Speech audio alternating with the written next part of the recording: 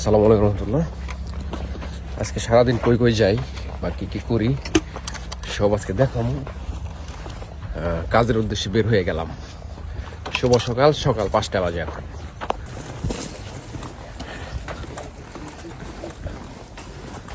আমরা যাচ্ছি মোটামুটি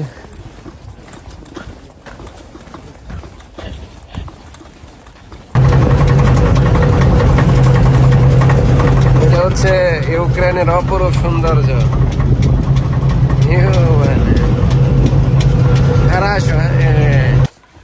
এখন আমরা প্রায় সকাল 7:30 বাজে, তো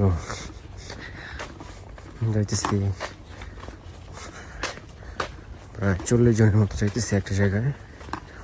সেখানে কিছু লোককে রেখে আমরা আবার ব্যাগ আসবো গহীন জঙ্গল।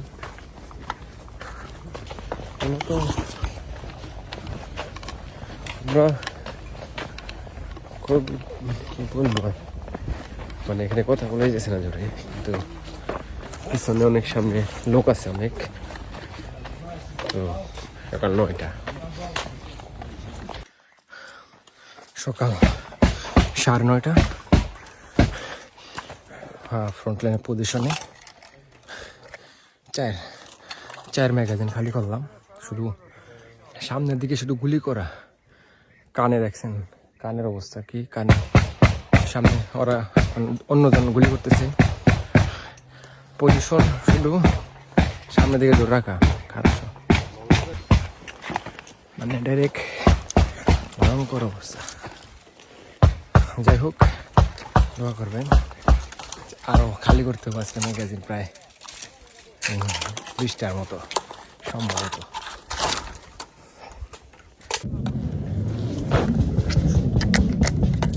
চারিদিকে আওয়াজ গুলির, মানে বইলা বুঝানো সম্ভব। যাই হোক, আল্লাহ ভরসা, দোয়া করবেন আমার জন্য।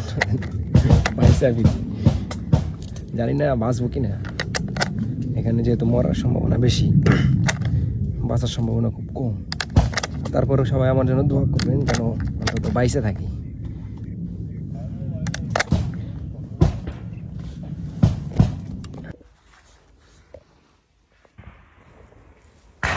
সবাই ক্লান্ত বসে রয়েছে, আমরা বসে রয়েছি সবাই, দেখেন ক্লান্ত মোবাইল টিপতেছে।